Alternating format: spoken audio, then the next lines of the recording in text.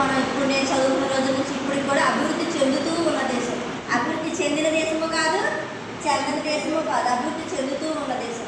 అయితే స్వాతంత్రం తర్వాత భారతదేశం అభివృద్ధి చెందుతూ ఉన్న దేశం కదా. అభివృద్ధి ఉన్నది, ఏ రకంగా ఉన్నది, దాన్ని ఏ కష్టాలు విభజించారన్నది ఇప్పుడు చూద్దాం. భారతదేశ ఆర్థిక వ్యవస్థని 3 రంగాలుగా విభజించారు. 3 రంగాలుగా. వీటిని ప్రాథమిక రంగం, ద్వితీయ రంగం, దీన్ని తృతీయ రంగం లేదా సేవా రంగం అంటారు. ద్వితీయ లేదా సేవా రంగం అంటారు. ఇంగ్లీష్లో వచ్చేసరికి ప్రైమరీ సెక్టర్,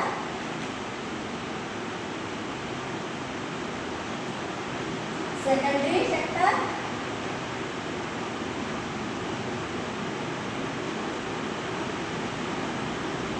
దీనికి టెరిటరీ సెక్టర్.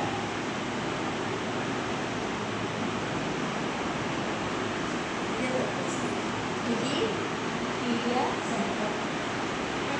ఇది భారతదేశ ఆర్థిక వ్యవస్థని 3 రకాలుగా విభజించారు. ప్రాథమిక రంగం, ద్వితీయ రంగం, తృతీయ రంగం. పేరు ఈజీ గుర్తుంటాయి. ఫస్ట్ సెకండ్ తృతీయ తెలుగు పేర్లే కదా. వీటిని primary sector, secondary sector, tertiary sector. Primary సెక్టర్ని వ్యవసాయ రంగం అంటారు. వ్యవసాయ రంగం.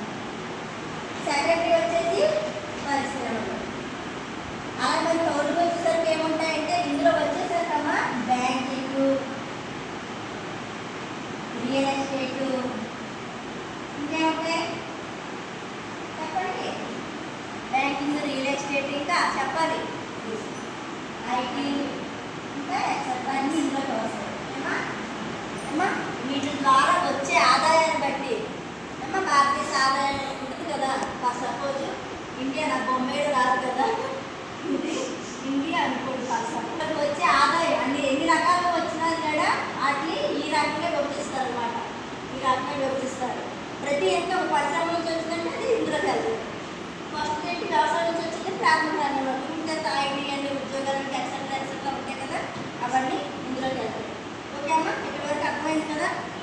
50 కాల నుంచి 2007 వరకు అంటే ప్రాథమిక రంగం అంటే వ్యవసాయం. ఈ వ్యవసాయం నుంచి మనం కొత్తగా చెప్పగలరు కదా. భారతదేశంలోని ఇదివరకు 80%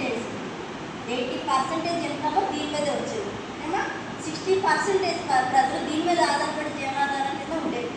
తర్వాత తగ్గిపోయింది. ఎందుకు తగ్గిపోయింది? తర్వాత వ్యవసాయం మీద ఆదాయము తగ్గిపోయింది, దాని మీద డిపెండ్ అయ్యి బతకడము తగ్గిపోయింది అన్ని రకాలుగా.